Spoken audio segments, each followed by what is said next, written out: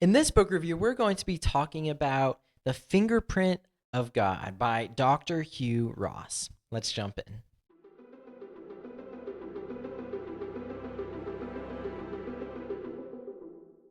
Hey friends, welcome back. Today we're talking about a book that I deeply enjoyed on the study of the universe, specifically the fine-tuning of the universe, that I found very helpful. Again, it's The Fingerprint of God. Recent scientific discoveries reveal the unmistakable identity of the Creator. And this is by astronomer Hugh Ross. Now, it's really interesting to hear his story, how he grew in his understanding of science and the work that he did, and how this really paralleled his growth in his faith and a belief in God.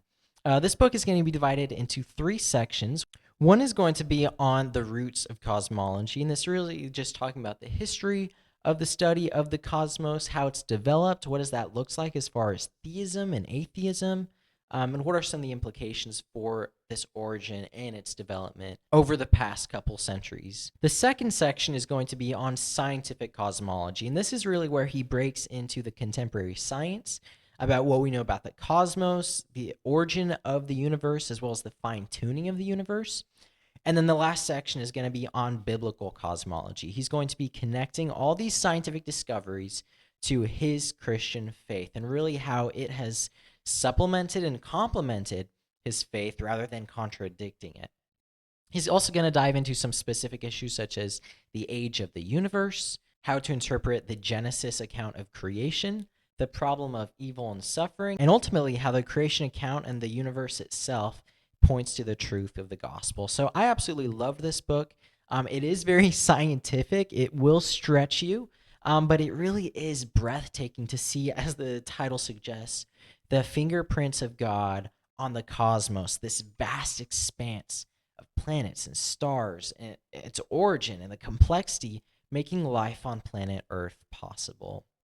Truly, the heavens declare the glory of God. And this book explains that beautifully in modern contemporary scientific vocabulary. Now, I'm going to judge this book on two things, as always. It's going to be the readability and the usability. As far as the readability goes, I'm going to give it a 5 out of 5. This book is 187 pages long with 17 chapters, which comes down to about 11 pages a chapter, which I really appreciate because my sweet spot's about 8 to 12 pages. I like to be able to read multiple chapters in a sitting as opposed to only getting halfway through a chapter and having to put my book down. That means that each chapter is highly focused. You know exactly what you're looking at, what he's trying to get you to understand in that chapter.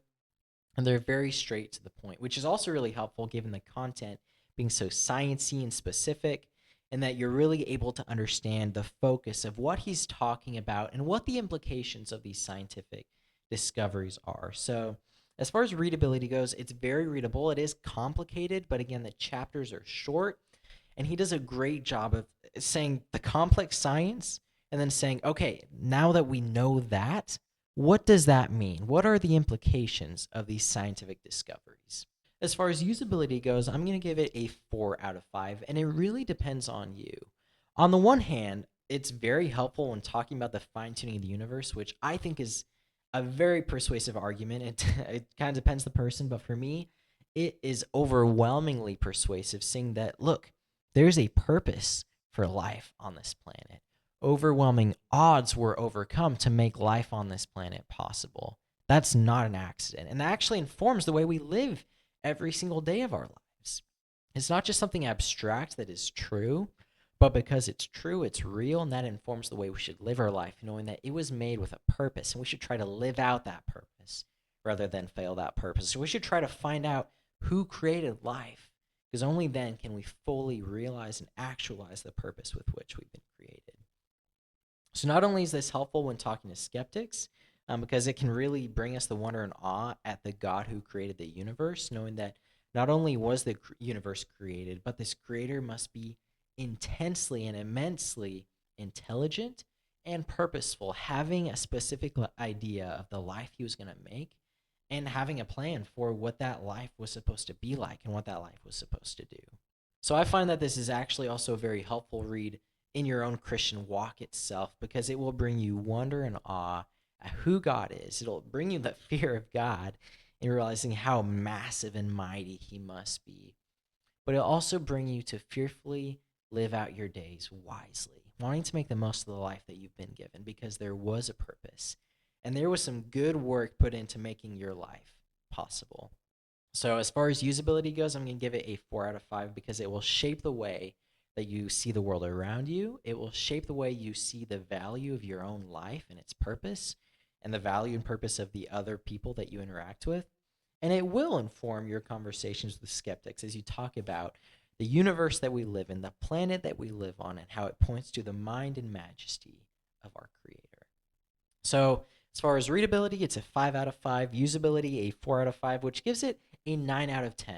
It's very readable. It will stretch you, it will grow you, but it will shape the way you live your life, shape the way that you view the world, and hopefully shape the conversations you have with those who see the world differently. So I definitely want to recommend that you guys go pick it up.